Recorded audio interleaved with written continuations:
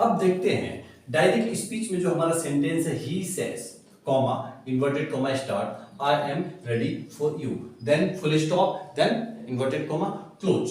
ये हो गया हमारा डायरेक्ट। अब इस डायरेक्ट को हमने जो इनडायरेक्ट सेंटेंस यहाँ लिखा है जो कि टोटली डिफरेंट है पहले वाले सेंटेंस से, पहले वाले स्पीच से, तो वह कैसे बना गया है। ओके, अब इसको जान लेते हैं। ये जो पार्ट है आपका, जो इन्वर्टेड कॉमा के बाहर का जो हिस्सा है ही सेज, वह भी एक सेंटेंस है। There is a subject in that and there is a verb in that. Okay, verb जो आपके इस सेंटेंस में होता है उसे हम रिपोर्टिंग वर्ब कहते हैं। क्या कहते हैं? Reporting verb. यहां देखते हैं वर्ब क्या है। सेज जो है ये हमारा वर्ब है जो कि प्रेजेंट में है। ही सेज, वह कहता है। प्रेजेंट इंडेफिनिट का है, सिंपल प्रेजेंट का है। ओके, और ये जो वर्ब है हमारा रिपोर्टिंग वर्ब कहलाता है।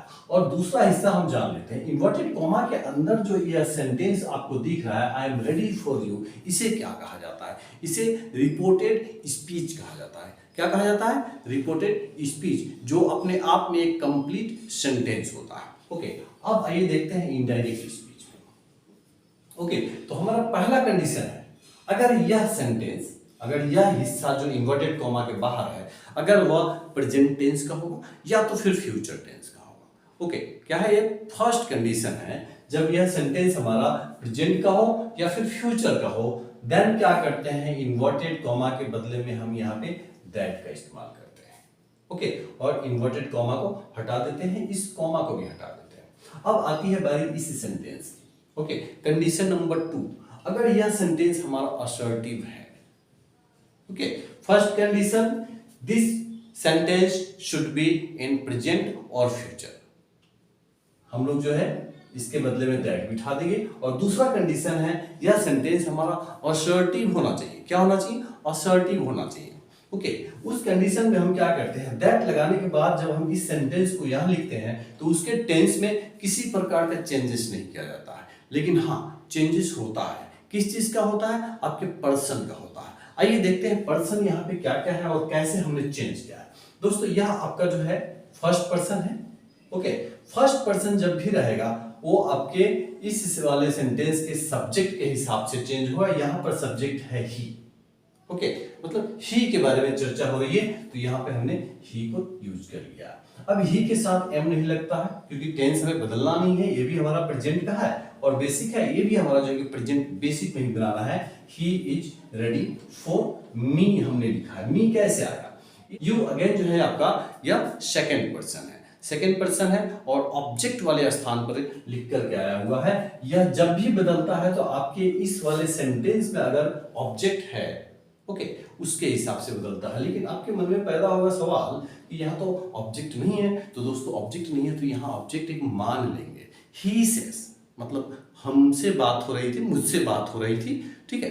तब जो है कि यहाँ पर हिडन रूप से मी जो है कि यहाँ ऑब्जेक्ट है और यू चेंज होगा मी के हिसाब से। तो यहाँ पे ऑब्जेक्ट वाले जगह पे मी लिखा जाएगा और आपका सेंटेंस बनेगा he says that he is ready for me. वह कहता है कि मैं आपके लिए तैयार हूं। हिंदी में तो यही बोलेंगे, लेकिन इंग्लिश में जब भी लिखना होगा तब हम लिखेंगे he says that he is ready for me. Okay, अब इस सेंटेंस को देखते हैं। Direct speech. डायरेक्ट स्पीच में क्या है? He says to me, comma है, इन्वर्टेड कॉमा स्टार्ट है, then I have taken the same sentence जो लास्ट सेंटेंस में था, I am ready for you, full stop, then apostrophe close. Indirect speech में हमने क्या किया? He tells me, he tells me. यहां सेज है लेकिन यहां हमने टेल्स कर दिया है। टू को हटाया है और मी रख दिया है। इन्वर्टेड कॉमा के बदले में हमने यहाँ दैट किया हुआ है। उसके बाद में he is ready for me जो पिछले वाले सेंटेंस में था। ओके, लेकिन यह दोस्तों डिफरेंट क्यों हो गया? तो यहाँ पे एक कंडीशन ऐड हो जाएगा। ओके, कंडीशन क्या ऐड होगा?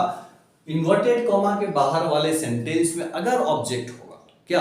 अगर ऑब्जेक्ट होगा और यहाँ पे सेस है तो यहाँ टेल्स हो जाएगा। मतलब से को टेल में, सेस को टेंस में बदल देंगे। अगर पास्ट वाली बात होगी तो वहां हम लोग फिर से चर्चा करेंगे, लेकिन इन्फॉर्म कर देता हूं, सैड को टोल्ड में बदलते हैं। ओके, कब? जब आपकी इस वाले सेंटेंस में, इस वाले हिस्से में सब्जेक्ट वर्ब देन अगर ऑब्जेक्ट हो तब। ओके, उसके बाद बाकी जो रूल्स है सेम अप्लाई होंगे। यहां देखिए हमने क्या किया है। सेज को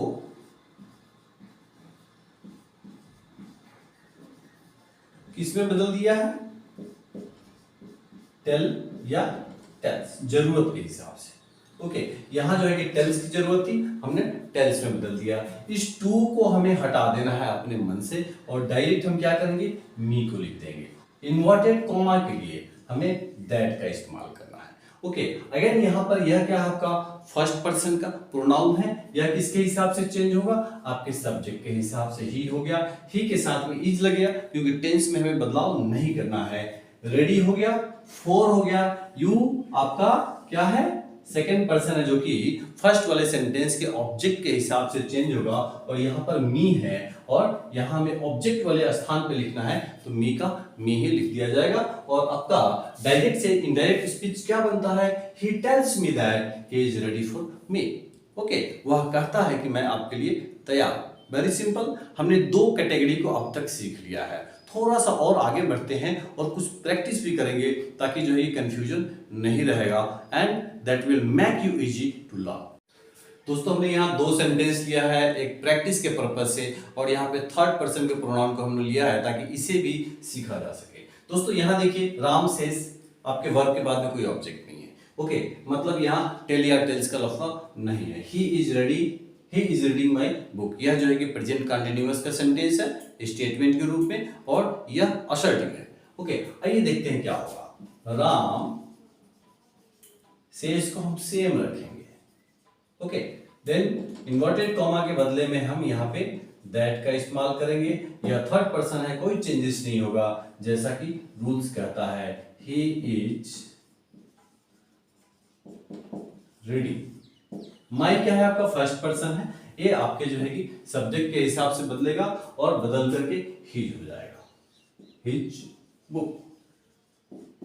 कंप्लीट। अगला सेंटेंस है आपका राम सेज टू मी, यहां पर ऑब्जेक्ट है। ओके, पहले वाले में क्या था, ऑब्जेक्ट नहीं था, लेकिन यहाँ ऑब्जेक्ट है और यह सेंटेंस जो है कि सेम है जो कि पहले वाले में था। आइए देखते हैं यहाँ क्या करना होगा।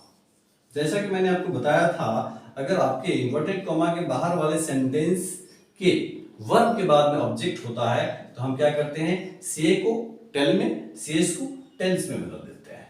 ओके, और टू को हटा देंगे, डायरेक्ट आपका मी लिखा जाएगा और इन्वर्टेड कॉमा के बदले में दैट का इस्तेमाल होगा जैसा कि पहले कर रहे थे। या थर्ड पर्सन है, कोई चेंजेस नहीं, ही को एज इट इज लिख देंगे, ही इज रीडिंग। ओके, माई आपका फर्स्ट पर्सन है जो कि यहाँ के सब्जेक्ट के हिसाब से बदलेगा। राम इज द सब्जेक्ट और राम थर्ड पर्सन है तो यहाँ पर हिज का इस्तेमाल होगा। ओके, और बुक को सेम लिख दिया जाएगा। यह आपका बनकर तैयार हो गया और बनता है Ram tells me that he is reading his book. दोस्तों, देखते रहिए ग्रांड ग्रामर यूट्यूब चैनल और अपने अंग्रेजी को मजबूत बनाते रहिए। इसी प्रकार के और ढेर सारे वीडियो के लिए हमारे चैनल को सब्सक्राइब कीजिए, शेयर कीजिए, कमेंट करके हमें जरूर बताइए कि आपको क्या चाहिए, what kinds of content you are looking for. आपको समस्या कहाँ होती है ये हमें कमेंट करके बताइए। Definitely I will come along with a lot of examples in your category to teach you better.